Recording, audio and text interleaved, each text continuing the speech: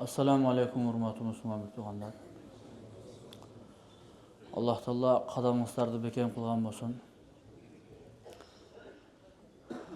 Бүгін qılууга кыйын болгон ибадаттардын бирөөсүн айтабыз. Ал qылууга кыйын. Nafsi жактан эле. Бирок кылса болот. Ар бир адам кыла алат. Кандай кылууга кыйын? Албетте бул дүйнөдө кылууга кыйын болуп, кыйынчылык менен кылган ибадаттардын бардыгы анын сыйлыгы чексиз болот. Ал ибадат не? Ошол ибадат десе, түнкү ибадат. Бүгүнкү өтө турган жума кутбабыз бир туугандар, түнкү ибадат. Ибн Аббас радияллаху анху айтат, пайгамбарыбыз айтты деп. Aşraful ummeti, menin ümmetimden içinen en şarapatlısı Kur'an-ı Kerim'de jattağanlar. Hamalatul Kur'an, Kur'an'da kötörüp жүргөндөр. Kur'an'da jatka alıp жүргөндөр. Jana ashabul layl, tün eli dedi. Tündü bekem karmap жүргөндөр. Bular şarapatlı adamlar. Bir tuğanlar tahajjud namazının vaktısı bir özgöçe bir vakitte özü. Tündün tam atkanga çeyinki akırkı bölügü. Tündü 3'e böle turgan bolsak, oşonun akırkı bölügü. Özgöçe al bölükte köçe tınçıp kalgan uçur bolat. Tündün baştalgıç bölügünde köp adam жүрөт көчөдө. Ал убакта ибадатчыл да, ибадат кылбагандар да, фасыктар да, башкалар да, күнөөкөрлөр дагы күнөө кылыш үчүн дагы түндүн биринчи бөлүгүндө жүрө берет. Анан максатына жетип кыла турган ишини кылып бүткөндөн кийин жүрбөй калат. Түндүн жарымынан нары өзгөчө түндүн акыркы бөлүгүндө эч ким жүрбөй калат. Tahajjudda Allah Taala mına oşol vaqtqa koygan. Özgöçe tündün akırkı bölügünde, tündü 3 bölükke bölüp turup, 3-cü bölükünde, en akırkı bölügünde turup tahajjudda okugan bul jakşı. Sahil bin Sa'd radıyallahu anhu rivayet kılgan hadiste, Sahil bin Sa'd radıyallahu anhu aytat, Ja'a Cibrilu ile Nebi sallallahu aleyhi ve sellem. Günlerden bir gününde Cebrail aleyhisselam Peygamberimize gelip ayttı. Ya Muhammed, Muhammed aleyhisselam bilip koyunuz dedi. Adamlardan şarapatlı bolusu, ümmetinin içinden en şarapatlı bolusu al tünkü namazdı bekem karmap tündü tiriltüsü dedi. Alemi izzatlı bolusu üçün ne kılış gerek? Adamların arasında özün izzatını, abroyunu saktap жүрүш üçün ne kılış gerek dese, istighnauhu anin nas, adamlardan suranbay, özünde çok, birölerde bar nersege köz artbaşı, Allah razı olsun bizde özümüzde bar nerse, жақшы, muhtaçlığın bütüp jatat, dep başka birölünün kolundağı nerse, bul ne, kanday dep bağa kızıgıp, kayaktan aldın dep sorayı beret ko. Dagı bir hadiste Peygamber aleyhisselam Muaz bin Cebel radıyallahu anhu aytkan. Muaz bin Cebel radıyallahu anhu aytat. Qala li Rasulullah sallallahu aleyhi ve sellem ala adulluka ala abwabil hayr. Ey Muaz. Muaz bin Cebel. Men sağa жақшылықтардың ешіктерін айтып берейін бе? Жақшы нәрсенің ешіктерini айтып берейін бе? Аларды айтып берейін бе деп сұрап тұрып, қайра улантып айтып кетті. Бұл да бір сүйлөөнүн адамды bir нәрсеге мани беріп, көңіл бурдуруунун bir жолу болот. Пайгамбарыбыз кейде bir нәрсени сурайт эле. Суроо бергенде ушуну ким билет десе, бар ойлонот. Билет пайгамбарыбыз. Сахабалардын дагы адеби ушул эле, Аллах жана Аллахнын элчиси жакшыраак билет. Өзүңүз жооп бериңиз дегендей кылып. Ушундай сурап мен сага жакшы нерселерди эшиктерин, жакшы нерсенин, жакшылыктын эшиктерин айтып берейинби деп кайра өзү жооп берип жатат. Ас-соуму жуннатун. Вас-садакату тутфиу хатиата. Кайра өзү жооп берип койду. Орозо деген бул калкан болот. Билип кой.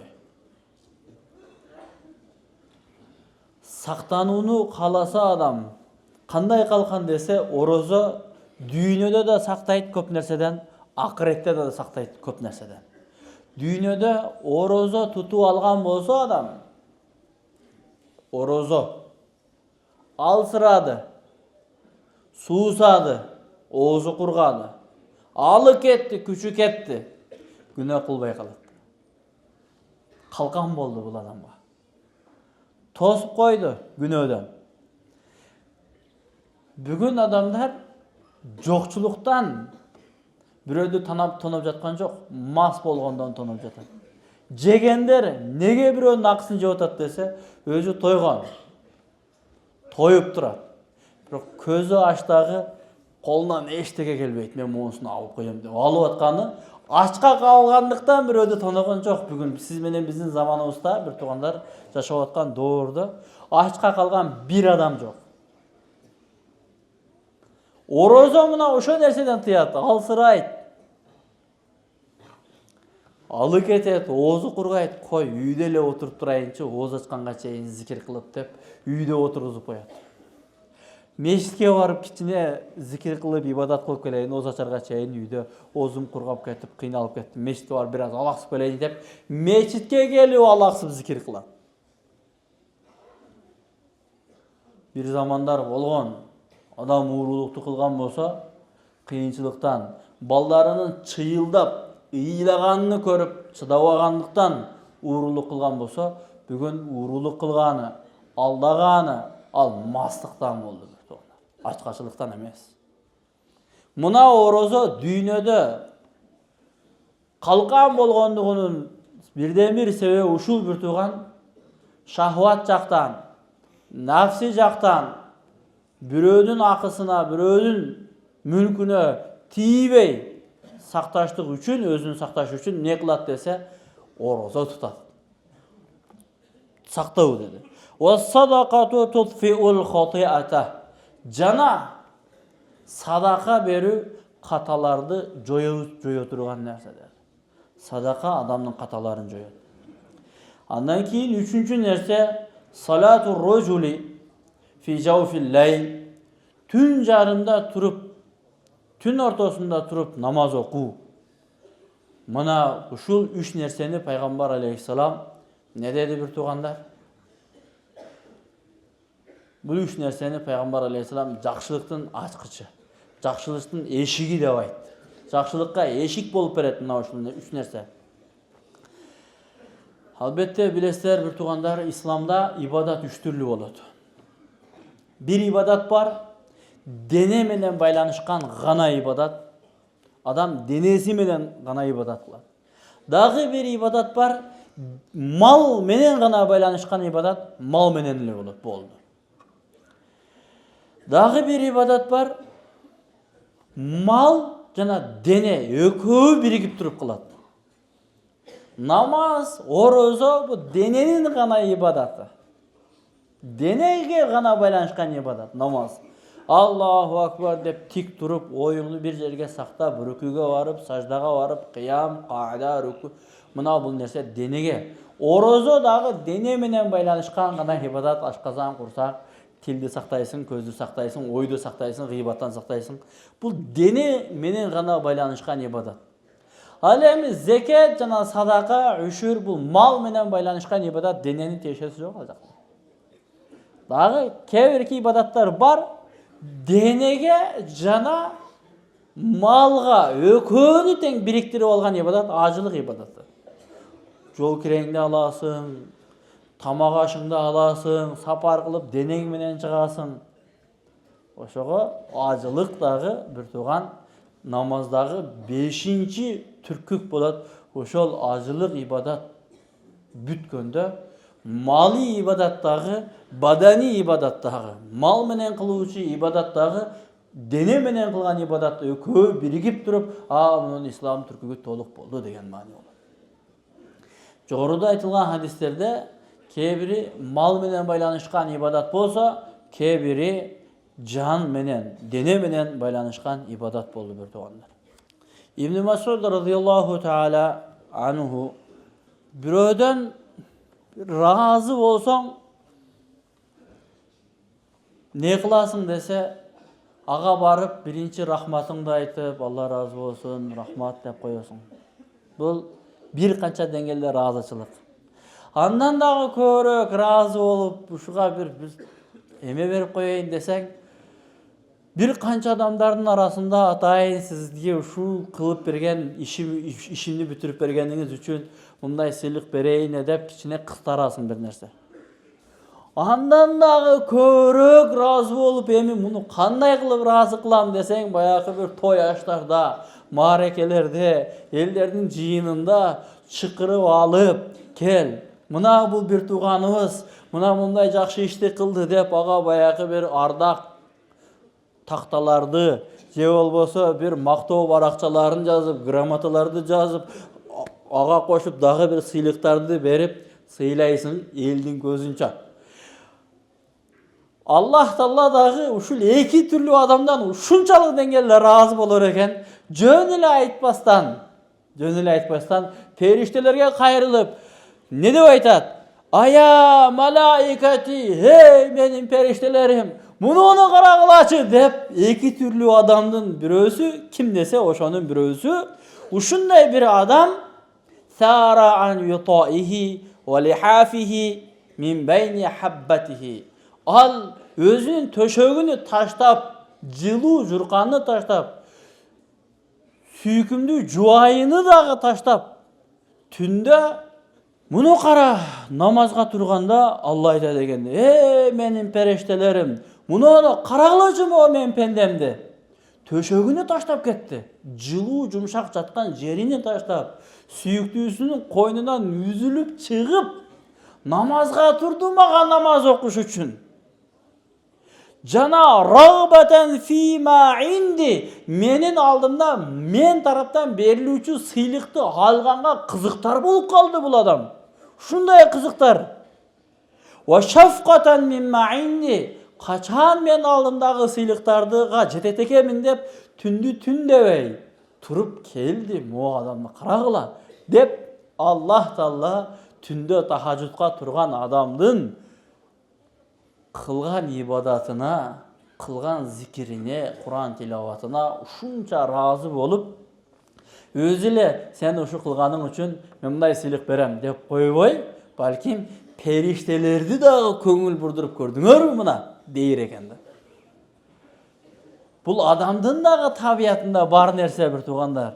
Бизге бирөө бир аз жакшылык кылган болсо, биринчи жөн эле рахмат айтып коесуң. Экинчи деңгээл, ал өтө көп разы, ушундай бир чоң жакшылык кылган болсо, өтө көп разычылыгыңды жөн эле айтып койбостон, элдин алдында бир тойлорунда аны чакырып алып, мына сиз ушундай кылып деп ага сыйлыктарыңды тапшырасың. Албетте Аллах Таала муктаж эмес пенденин ибадатына, пенденин ал адамга, пенденин Аллага кылган ибадатына Алла муктаж эмес. Бирок Алла өтө билүүчү зат. Бу пенделер уйкуну кандай жакшы көрөт. Жылуу төшөктү таштап кетишти. Канчалык чоң курбанчылык билет аны. Бирок Алла ошол пендесинен ушундай разы болуп, ал адамга бүткүл периштелердин көңүлүн бурдурар экен. Экинчи түрлүү мына ошондой адам рожулун газа фи сабилиллахи. Экинчи түрлүү адам Алла жолуна чыгып күрөшүп, өз өлкөсүн коргоп, мусулмандардын иззатын, жаш балдардын аброюн, аял затын аброюн сакташ үчүн, мусулмандардын ден соолугун сакташ үчүн чептерге турса, чегараларга турса, түнү менен кадам таштап, элдин тынчатуусу үчүн жүргөн болсо, Muna oşol adamdın dagı oşol kadamынан Allah razı olup unzuru ila abdi raja'a ragbatan fima indi. Muna o adamdı karagıla. Tünde uykusunu kurbançılık kılıp, sapar kılıp, kadam taştap, Allah menin jolumda жүрөт. Bul adamlarga men bererimni bilesiңerби dep, emne bererin aytpay koygon. Demek bir tuğandar, bu tündün ibadatı albatta farz emes bu. Tün ibadatı farz emes. Birok bu tünde turup ibadat kılуу menen adam özünün Allah'a bolgan jakındыгын tasdiqtap көрсөтө turgan namaz bolot. Tünde turup 2 rekat namaz okup Allah'a kayırılıp berүү pende özünün Allah'a muhtaçlığын көрсөтүp berүү bolot. Allah'ны kançalık jakşı körörün tasdiqtоо bolot. Oşon üçin Allah jaktırat bir tuğanlar. Qiyamul layl sa'bun an aktharil halq ala aktharil halq. Tuğra tün deyt. Köpçülük adamlar üçün bu kıyın. Kıyın. Li vujuhin türlü taraftan. Kebirlerge aqalluhu ma'rifeten bil ma'budiyeti birincisi özünün kul ekendigini sezbegendigi sebepten men Allah'ın aslında kulmun. Men kulçuluğumdu toluk atkarışım gerek degen malumat toluk bolbosa al tünde turup alıp ibadat kılışı kıyın.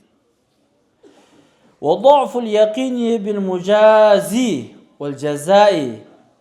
Jana tünde turup Allah'a ibadat kılunun dağı bir alsızlığı neden dese bir tuğanlar al tünde turup ibadat kıla turgan bolsa Allah ağa kanday sыйлыктарды berişi turasında işeniçi alsız bolgan sebepten. Uykuga bolgan işeniç bar. Körөөк uktasam, körөөк es alıp alam. Körөөк uktasam, körөөк rahat kılam degen işeniç bar. Oşon üçin tündögü namazga karaganda uyku bizge artıkçılık, üstümdülük kılıp ketet dagı uykuga basıp kalabız. Demek bir tuğandar biz Allah'a bolgan işeniç bekemdelgen bolsa, Allah'ın bizge tünde berүүчү sıylığına bolgan işeniç bekem bolsa, Allah tündögü kılıngan ibadatка ne degen sıylыктарды jaşırgan ağa bolgan işeniç bekemdelse, anda tün жеңилде болуп калат. Tünde turup oku жеңилде болуp калат. Özgöçө azırkı uçur kıştın uzun tündörü. Uykun bışkan, ertele bışkan. Saatты karap taң atalı eken dep koyup, arkaң talıp ketse dele jatıp otasың. 2 rekat namazga turup koyboyбуз da. Артым талып кетти, ударыл олайын деп, оң жагың менен жатасың, сол жагың менен жатасың, чалкаманча жатасың, талып кетти. Туруп 2 rekat namaz окуй албай атабыз да. Abu Süleyman rahmetullahi aleyhi aytkan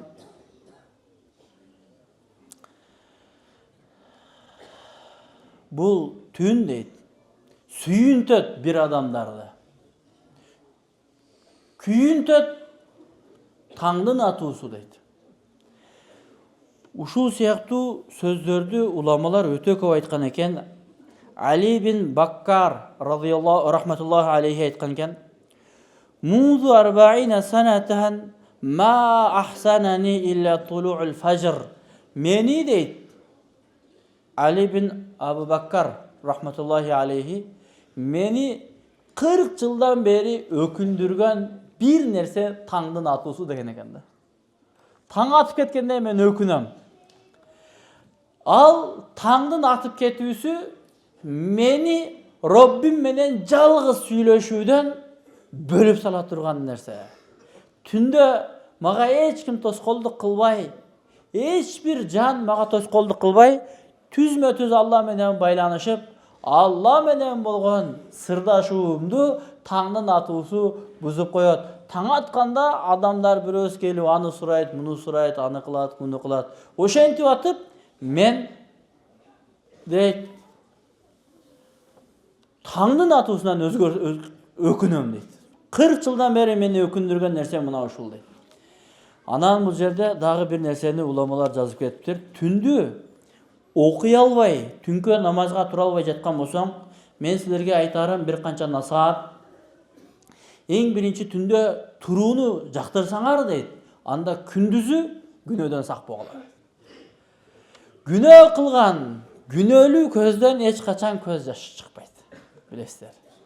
Күнөө кылган дене ал хак ибадат, Аллага жаккан ибадатты кыла албай калат. Ошон үчүн күндүзү колдон келишинче күнөөдөн сак болсо, ал түндөсү ибадатка бекем болот. Экинчи дагы бир нерсе bil qaylula. Күндүзү бир аз болсо дагы түнгө жардам бериш үчүн күндүзү бир аз уктап койгула деген экен. Андан кийин дагы бир нерсе falyuqallil mat'amahu wa mashraba. Күндүз азыраак жеп, азыраак ичсең, түндө батыраак турасың деген экен.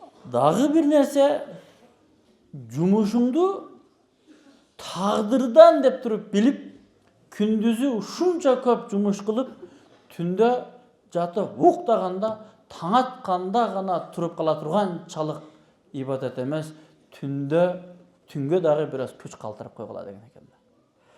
Демек бир туугандар, бүгүн күндө бул 4-чү мен айткан нерсе анчалык чарчап эч кимиз иш кылбайбыз өзүчө. Илгерки замандарда болсо керек эле. Азыр канча кол менен кылынган иштер болсо, баарыны техника менен кылып калганбыз. Устакелерибиз дагы, стройкада иштегендер дагы бүт жумуштун баарын миксерлер кылат, дрелдер, болгаркалар кылат. Албетте бул мурун болгон. Бүгүнкү күнү бизде баягы жогоруда айтылган эки нерсе, биринчиси менен экинчисине көңүл буруп коюшубуз керек. Ал не десе, күндүзү күнөөдөн сак болуш керек. Биринчи. Экинчи, ичип жегенди азайтып эле койгон болсо, баарыбыз түнкү ибадатка бекем болуп калат элек. Аллах Таала баарыбызга амал кылганга мүмкүнчүлүк берсин. Ва ахиру давана анил хамдулиллахи rabbil alamin.